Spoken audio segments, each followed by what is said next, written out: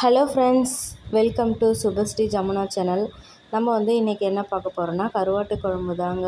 ஏன்னா இந்த குளிருக்கு ஒரு சிலர் கோல்ட் ஆகும், ஃபீவர் அந்த மாதிரியெல்லாம் வரும். அப்போ அந்த டைமில் நமக்கு ஏதாச்சும் சாப்பிட்ணும் போல் இருக்கும். அந்த கோல்டு இருமல் டைமில் நல்லா காரசாரமாக சாப்பிட்ணும் தோணும் இல்லையா? அப்படி தான் எனக்குமே இருக்குது. நிறைய கோல்டுன்றதுனால சரி கருவாட்டுக்கு தொக்கு மாதிரி வச்சு சாப்பிட்லாம் அப்படின்னு தோணுச்சு. நான் எறா கருவாடு தாங்க எடுத்திருக்கேன். உங்களுக்கு எந்த கருவாடு வேணாலும் செஞ்சு சாப்பிட்லாம், ரொம்ப நல்லாயிருக்கும். ஃபஸ்ட்டு நம்ம நல்லெண்ணெய் சேர்த்துக்கோங்க. கருவாட்டு குழம்புனா நல்லெண்ணெய் தான் ரொம்ப நல்லாயிருக்கும். அப்படி இல்லைன்னா கடலெண்ணெய் எடுத்துக்கோங்க. கடுகு, வெந்தயம் எல்லாமே போட்டுட்டு சின்ன வெங்காயம் இருந்தால் ரொம்ப நல்லாயிருக்கும். என்கிட்ட காலி ஆகிடுச்சு. அதனாலே நான் பெரிய வெங்காயத்துலேயே நல்லா 2 சைஸில் எடுத்திருக்கேன். ஏன்னா நம்ம தொக்கு தான் செய்ய போகிறோம், கருவாட்டு குழம்பு கிடையாது. அதனால் கொஞ்சம் வெங்காயம் நிறைய இருந்தால் நல்லாயிருக்கும். அதுக்கப்புறம் பூண்டு, கறிவேப்பிலை எல்லாமே சேர்த்து நல்லா வதக்கிடலாம். நான் 2 தக்காளி எடுத்திருக்கேன். ஒரு பெரிய சைஸில் தக்காளி எடுத்திருக்கேன்.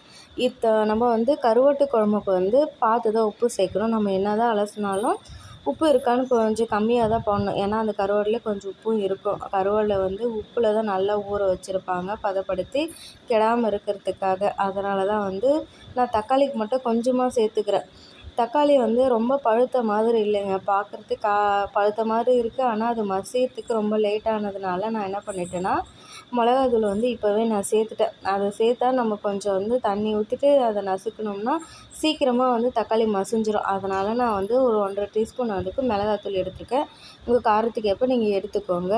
இது எல்லாமே சேர்த்து நல்லா கொஞ்சம் தண்ணி விட்டு நல்லா மசிச்சோம்னா நல்லா எண்ணெய் பிரிஞ்சு சூப்பராக ரெடி ஆகிடுச்சு பாருங்கள்.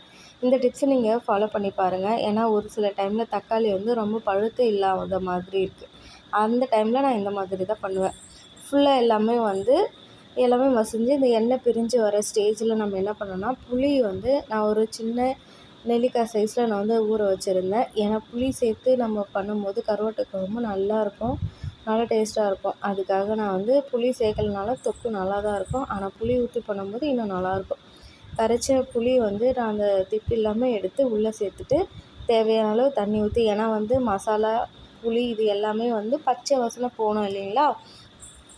அதனால் கொஞ்சமாக சேர்த்துக்கணும். நிறைய சேர்த்துட்டோன்னா அது கொதித்து அதை எண்ணெய் பிரிஞ்சு வர்றதுக்கு கொஞ்சம் லேட் ஆகும். அதனால் அளவோடு சேர்த்து நல்லா கொதிக்க வச்சுருங்க.